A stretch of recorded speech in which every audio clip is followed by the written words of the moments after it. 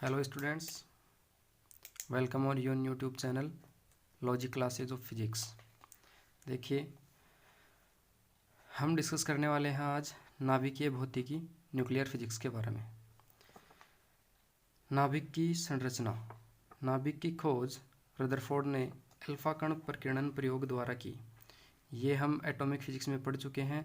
Rutherford ने alpha कण प्रकीर्णन प्रयोग से नाभिक की खोज की, जिसके अनुसार परमाणु के केंद्रीय भाग में अत्यंत सूक्ष्म क्षेत्र में परमाणु का संपूर्ण धनावेश केंद्रित होता है, जिसे नाभिक कहते हैं। नाभिक में दो प्रकार के कण पाए जाते हैं, प्रोटॉन और न्यूट्रॉन। प्रोटॉन का आवेश E = 1.6 × 10⁻⁻19 कूलम। प्रोटॉन का द्रव्यमान 1.67 × 10⁻⁻27 kg और न्यूट्रॉन का जो द्रव्यमान है वो है 1.67 × 10⁻⁻27 kg। देखिए स्टूडेंट्स, नाभिक में उपस्थित प्रोटॉनों की संख्या को परमाणु क्रमांक Z तथा प्रोटॉन व न्यूट्रॉन की कुल संख्या को द्रव्यमान संख्या और कहते हैं। इसको A से रिप्रेजेंट करते हैं। प्रोटॉन व न्यूट्रॉन को सम्मिलित रूप से न्यूक्लियॉन कहते हैं, क्योंकि ये न्यूक्लियस में पाए जाते हैं, इसलिए इनको न्यूक्लियॉन कहेंगे अपन। द्रव्यमान संख्या मीन्स प्रोटॉनों की कुल संख्या प्लस न्यूट्रॉनों की कुल संख्या। द्रव्यमान संख्या को A से रिप्रेजेंट करेंगे। द्रव्यमान संख्या मीन्स प्रोटॉनों की संख्या Z प्लस न्यूट्रॉनों की संख्या N। इसके बाद में देखिए स्टूडेंट्स, किसी परमाणु का प्रतीक चिन्ह कि किसी परमाणु के प्रतीक को अपन कैसे दर्शा सकते हैं। तो परमाणु के प्रतीक चिन्ह को देखिए स्टूडेंट्स, अपन इस प्रकार से दर्शा पाएंगे। Z = A = Z plus N। और किसी परमाणु का जो प्रतीक होगा वो इस प्रकार से दर्शाएंगे। X प्रतीक होगा, Z उसका परमाणु क्रमांक और A जो है उसका द्रव्यमान संख्या, या फिर इसको इस प्रकार से भी दर्शा सकते हैं। नाभिक में प्रोटॉन व न्यूट्रॉनों के मध्य नाभिकीय आकर्षण बल कार्यरत होता है, जो इन्हें बांधे रखता है। नाभिक बल प्रकृति का प्रबलतम बल है, जिसकी परास 10⁻⁻15 मीटर की कोटि की होती है। मतलब नाभिकीय बल केवल 10⁻⁻15 मीटर की दूरियों के लिए ही लगता है, इससे ज़्यादा दूरी के लिए नाभिकीय बल नहीं लगता है। फिर देखिए स्टूडेंट्स, नाभिकों के प्रकार। सबसे पहला जो प्रकार है वो है समस्थानिक। वे नाभिक अथवा परमाणु जिनका परमाणु क्रमांक समान लेकिन द्रव्यमान संख्या अलग अलग होती है, समस्थानिक कहलाते हैं। जैसे हाइड्रोजन का एक समस्थानिक 1H1, दूसरा 1H2 ड्यूटेरियम, 1H3 जो होता है ट्राइटियम। देखो परमाणु क्रमांक तीनों का सेम है, द्रव्यमान संख्या तीनों की अलग अलग है। उसके बाद में नाभिक का जो दूसरा प्रकार है वो है समभारिक।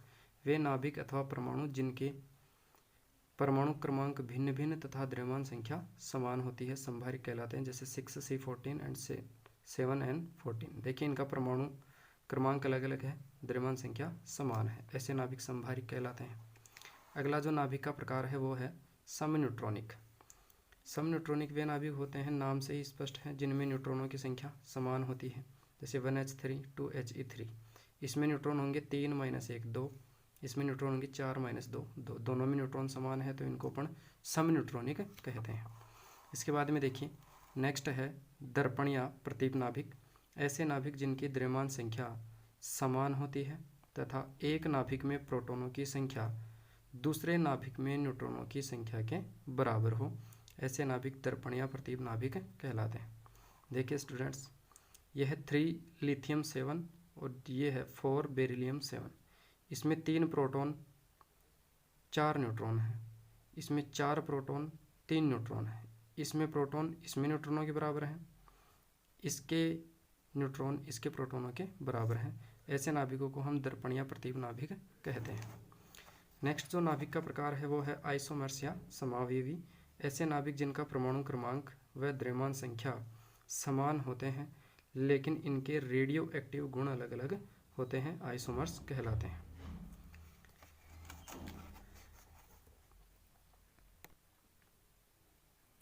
नेक्स्ट नाभिक का आकार।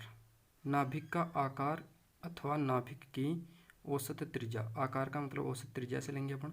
उसकी द्रव्यमान संख्या के घनमूल के समानुपाती होती है, अर्थात R नाभिक की त्रिज्या द्रव्यमान संख्या a के 1/3 घात के समानुपाती होती है। समानुपाती के चिन्ह को हमने बराबर में चेंज किया। r equals to r nought a की पावर 1/3। आर नोट एक कांस्टेंट है, नियतांक है, जिसका मान r nought equal to 1.2 fermi होता है, बराबर 1.2 गुणा 10⁻⁻15। मीन्स फर्मी FM जो है उसका मान 10⁻⁻15 मीटर के इक्वल होता है। नाभिक के आकार को फर्मी में मापा जाता है और एक फर्मी का जो मान है इसको फेम्टोमीटर भी अपन कह सकते हैं, जिसका मान 10⁻⁻15 मीटर के इक्वल होता है। अब देखिए स्टूडेंट्स, अगला नाभिक का आयतन। देखो नाभिक का आकार गोलाकार है। यदि नाभिक को r त्रिज्या का गोला माना जाए तो गोले का आयतन कितना होगा? v equal to 4/3 pi r cube. r की वैल्यू यहाँ अपन ने अभी ऊपर पढ़ी थी, 4/3 पाई, r की वैल्यू r नोट a की पावर 1/3 क्यूब कर दिया इसका। r की वैल्यू ये हमने पुट कर दी यहाँ पे। तो आगे देखिए v equal to 4/3 pi r nought cube a, अर्थात v जो है आयतन समानुपाती है a के, अर्थात नाभिक का आयतन द्रव्यमान संख्या के समानुपाती होता है। नेक्स्ट देखिए नाभिक का घनत्व। नाभिक का घनत्व इक्वल टू द्रव्यमान बटा आयतन।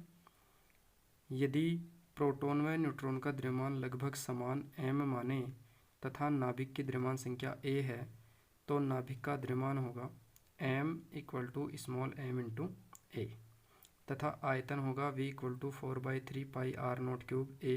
ये अपन ऊपर पढ़ चुके हैं।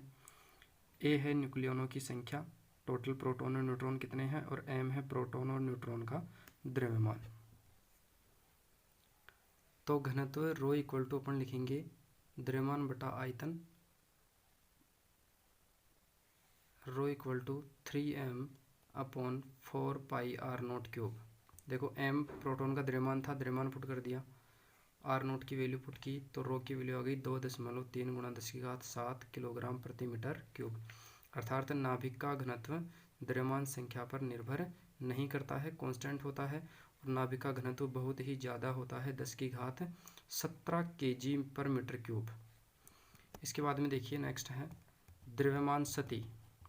देखिए एक नाभिक का द्रव्यमान उसमें उपस्थित प्रोटॉनों व न्यूट्रॉनों के द्रव्यमान के योग के बराबर होना चाहिए, अर्थात a द्रव्यमान संख्या व z परमाणु क्रमांक वाले नाभिक का द्रव्यमान m equal to ZMP plus a minus ZMN।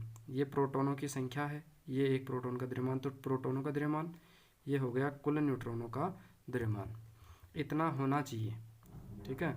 लेकिन नाभिक का जो वास्तविक द्रव्यमान है इससे गणनात्मक द्रव्यमान से सदैव कम होता है। द्रव्यमान में आई यह कमी द्रव्यमान सती कहलाती है।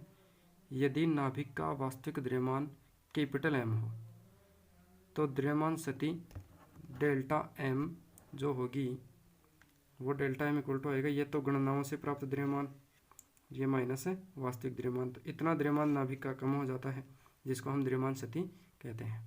आइंस्टीन के द्रव्यमान ऊर्जा समीकरण E इक्वल टू mc² के अनुसार नाभिक के निर्माण के समय द्रव्यमान सती ऊर्जा के रूप में उत्सर्जित हो जाती है। अतः द्रव्यमान सती से उत्सर्जित ऊर्जा delta I equal to delta mc²। अब देखिए ये जो द्रव्यमान सती से ऊर्जा निकली है इसी ऊर्जा की वजह से नाभिक का निर्माण होता है और इसी ऊर्जा को हम बंधन ऊर्जा कहते हैं। तो बंधन ऊर्जा देखिए किसी नाभिक के निर्माण के समय हुई द्रव्यमान क्षति आइंस्टीन के द्रव्यमान ऊर्जा समीकरण के अनुसार ऊर्जा में परिवर्तित हो जाती है। यह ऊर्जा नाभिक की बंधन ऊर्जा कहलाती है। तो बंधन ऊर्जा के लिए नाभिक के द्रव्यमान में इतनी क्षति हुई है इंटू c², यानी delta EB equal to delta mc²। तो डेल्टा EB नाभिक की बंधन ऊर्जा ZMP plus a minus ZMN minus capital M into c², और जहाँ c प्रकाश का वेग है। Is that clear students? Thank you.